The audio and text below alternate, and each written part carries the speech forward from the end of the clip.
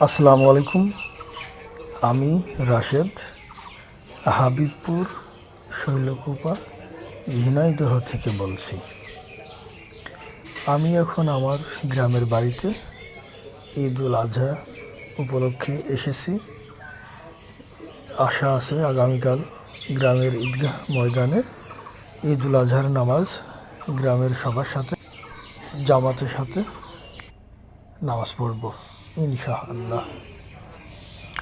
আর আমি আমার গ্রামের বাড়িটি আপনাদের দেখাচ্ছি, তার কারণ হচ্ছে এই বাড়িতেই, এই গ্রামেই আমি আমার শৈশব কৈশোর পার করেছি। এখান থেকেই লেখাপড়া অর্ধেক করে ঢাকাতে এসে বাকি অর্ধেকটা শেষ করে চাকরি করতেছি আলহামদুলিল্লাহ। ঢাকাতেও আমার একটা সুইট পরিবার আছে, আমার অর্ধাঙ্গিনী আছে, আমার রাজকন্যা আছে। কিন্তু এই বাড়িতে এখন কেউ থাকে না। মা পৃথিবী থেকে অনেক আগেই চলে গেছেন।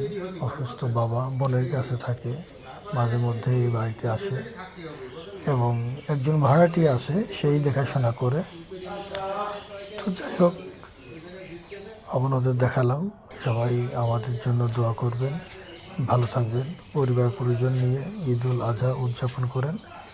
আসসালামু আলাইকুম ওয়া রাহমাতুল্লাহি ওয়া বারাকাতুহু।